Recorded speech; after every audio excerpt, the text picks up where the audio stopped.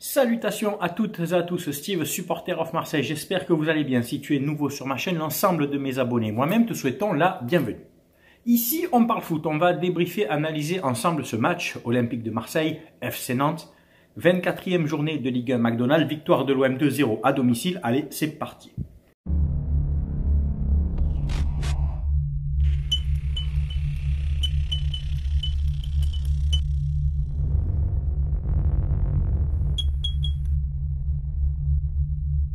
Tout d'abord, comme d'habitude, tu le sais avec moi, on va féliciter les supporters qui étaient sur place, notamment dans les virages, pour les encouragements, les tifos, les animations, l'ambiance, etc.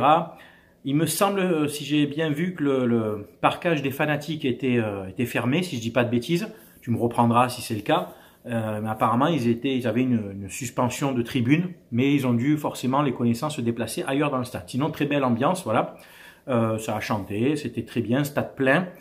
Notamment, surtout après les événements à Auxerre, entre les bagarres, tout ça, le mauvais résultat, etc. Je pensais qu'il y aurait eu peut-être plus de gronde, mais finalement non, les supporters ont assuré, et ont encouragé l'équipe. Il n'y avait pas de message contre la direction, je crois, ou du moins je n'en ai pas vu.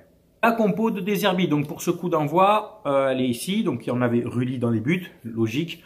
Une défense à 3. Murillo, Balerdi, Kondogbia, Quentin Merlin, piston gauche, Luis Enrique, piston droit, la paire de récupérateurs Benasser, Holzberg et devant Rabiot, Greenwood et Gouiri. Bon, on attaque bien ce match contre une équipe de Nantes qui se replie dans ses 40 derniers mètres, 30-40 derniers mètres. Et la première grosse occasion, donc, disons bien construite et qui mène à une action concrète, c'est celle du but de Rabiot. Donc, un ballon en profondeur, Gouiri prend l'espace, il rentre dans la surface, il décale Rabiot, une très belle passe presque en retrait, enfin dans la course de Rabiot, qui la reprend en pied droit, qui trompe le gardien Lopez. Malheureusement, but refusé pour un hors-jeu d'un orteil, quoi, d'un ongle d'orteil. Il se serait coupé les ongles, il n'y aurait pas eu hors-jeu. C'est hors-jeu, certes, mais tu vois, ce genre de hors-jeu-là, moi, j'aime pas trop. Tu sais, un doigt de pied, enfin, c'est nul, ça va pas dans l'esprit du jeu. Bref, but refusé. Et on continue quand même d'essayer de produire du jeu, mais j'ai l'impression que ce but refusé nous met un peu genre un coup d'arrêt, tu sais, dans l'élaboration de notre jeu offensif, dans la continuité de nos attaques, tu vois, et dans notre allant. Et Nantes produit du jeu en contre, notamment par Simon. Percutant, dribbleur, tout ça, tu vois, qui nous a mis en difficulté 2-3 fois la défense. Et il y a eu un moment un arrêt de Rulli d'ailleurs. Mais voilà, les attaques venaient notamment donc du couloir gauche par Simon. À la 24e minute, Murillo sort pour une gêne, une blessure remplacée par Lirola en poste pour poste. Et globalement, la mi-temps se finit comme ça avec un pauvre 0-0 avec très peu d'occasions à se mettre sous la dent. Comme on dit, on attaque la deuxième mi-temps. À l'heure de jeu, les premiers changements, Rongier remplace Benasser, poste pour poste, et Dedic, donc nouvelle recrue, remplace Quentin Merlin, qui encore une fois pour moi n'a pas énormément brillé, n'a pas apporté beaucoup dans son couloir gauche, encore pour moi trop timoré, trop léger, à l'inverse de Luis Enrique qui est pour moi plus percutant, tu vois, mais bon. Donc Dedic rentre, Rongier aussi, et enfin on ouvre le score, parce que le temps passé, tu vois, et ça sentait le piège, tu vois, ou le vieux match nul. Et donc, il y a ce bon ballon de Greenwood, qu'on n'avait pas trop vu en première mi-temps, tu vois, un bon ballon en profondeur en cloche pour Rongier qui fait un très bel appel, qui n'est pas du tout hors jeu, hein, il y a de la marge. Il rentre dans la surface côté droit, il feinte le gardien Lopez, qui pense à une frappe, et du coup, il la met en retrait dans la course de Gouiri, qui n'a plus qu'à ajuster petit filet opposé. Donc, bravo à Gouiri pour son 3e but, bravo à Rongier pour sa passe décisive et sa vista, surtout. Rongier qui nous apporte énormément, hein, de par son coffre, hein, son volume de jeu. Et là, pour le coup, son intelligence de jeu sur le but. Donc 1-0. Quelques minutes plus tard, on met ce deuxième but. Alors un but un peu chanceux si on veut. Enfin, disons que Greenwood se le crée tout seul. Il a la réussite d'avoir les contres pour lui. Un joueur, 2 joueurs, Palois qui lui remet un peu avec le pied. En fait, tu vois. Bon, il va le chercher, tu vois. Ce but, il va le chercher Greenwood tout seul. Et il met à l'entrée de la surface une frappe pied gauche enroulé qui trompe Lopez et ça fait 2-0. Donc voilà, là on était tranquille, comme on dit, la messe est dite. Il y a eu d'autres changements d'ailleurs. Felipe le Brésilien, Ramos, a remplacé Lirola poste pour poste. Alors pourquoi Lirola? Parce que Lirola avait remplacé Murillo en tant que défenseur et pas latéral. Et je pense que c'était prévu que Felipe rentre, lui donne du temps de jeu. Et donc il a préféré sortir sur les 3 défenseurs centraux, celui qui était le moins, je pense, à son poste. Et je pense qu'il lui a dit quand il est sorti, tu es rentré dans l'urgence pour dépanner à la place de Murillo, peut-être pour pas donner trop de temps de jeu encore à Felipe, tu me suis, pour pas lui donner l'équivalent de quasiment 1 heure de jeu. Donc c'était assez judicieux de la part de De Zerbi. Concernant les défenseurs, Balerdi, ça va.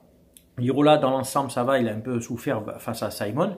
Mais par contre, Kondogbia, c'est lent, c'est lourd, tu vois, il tire la caravane des fois. Alors, il y a la puissance physique quand il est sur l'homme, mais par contre, dans les courses, c'est compliqué. Tu vois, Kondogbia, je me languis de voir une défense à 3 avec Balerdi, Felipe, Murillo, par exemple, tu vois, et reclasser Kondogbia éventuellement dans le turnover dans les milieux de terrain, tu vois. D'autres changements, on a eu aussi l'entrée de Nadir à la place de Greenwood. C'est très bien pour lui aussi, ouais, le temps de jeu à ce jeune joueur. Sans, je te mets les changements ici si j'en ai oublié un, mais globalement, je pense que c'est ça. Au niveau des statistiques, parce que le match se finit donc à 2-0, on gère la fin du match sans aucun problème, on aurait même pu en mettre un 3e, mais bon.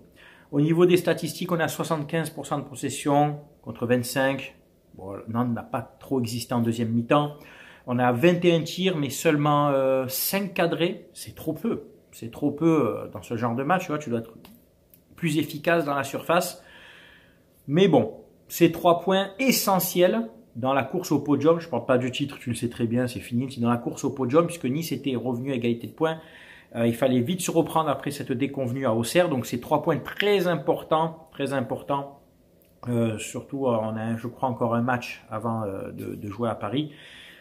Donc, on a 3 points d'avance sur Nice, 6 points d'avance sur Monaco, 7 ou 8 sur Lille, tu vois. Donc, on a 49 points pour 24 matchs. Donc, dans la moyenne des 2 points par match, on est bon, plus 1. Tu le sais, ça bouge pas. Donc, on est bon deuxième. On est un bon deuxième, mais vraiment trop loin du premier. Il va falloir maintenant assurer cette deuxième place. Refaire une série de matchs, en sachant qu'il y a le PSG qui arrive, tu vois. Bon, repartir sur une série de matchs, parce que Nice aussi a maintenant son calendrier qui s'est allégé, plus de Coupe d'Europe, il n'y a plus de Coupe de France, tout ça, donc ils jouent que le championnat, tout comme Monaco d'ailleurs, donc attention. Bon, on a de l'avance sur Lille et Lyon, certes, mais Nice et Monaco ne sont pas trop loin, donc attention. Voilà. Écoutez, je crois que j'ai tout dit, hein, on a parlé des changements, là, du jeu, c'est à vous hein, de commenter, de donner votre avis, que tu sois supporter de l'OM, de Nantes ou d'une autre équipe, c'est qu'on respecte les avis de chacun. N'oubliez pas mon partenaire en Chine, mayogo.co, hein, .co, pas .com, .co, C-O, partenaire avec qui je collabore depuis 5 ans maintenant, qui te propose des équipements, des maillots de foot, notamment de l'Olympique de Marseille, hein, de cette année, des années précédentes, c'est maillots vintage, rétro, 91, 93, etc.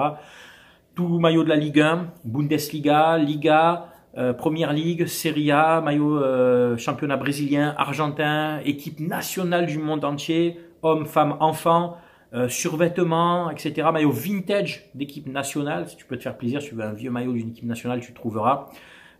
Très important. Et avec mon code SOM, tu auras 15% de réduction sur l'ensemble de ton panier et exclusivement sur cette chaîne, tous réseaux sociaux confondus, la commission qui est reversée aux youtubeurs, influenceurs et tout ça. Hein. Moi, cette commission, je la mets dans une cagnotte et chaque fin de saison, je prends l'argent et je reverse à 2 associations à qui je travaille aussi depuis 4 ans, les Petites Sœurs des Pauvres et Sourire à la Vie, qui est une association, une institution à Marseille qui s'occupe d'enfants malades, notamment atteints de cancer. Donc, quand tu commandes sur mayogo.co avec mon code SOM, sache-le, 5% de ton panier est reversé, et mis dans une cagnotte et est reversé chaque fin de saison à ces 2 associations. On en est à plus de 6 000 € de dons.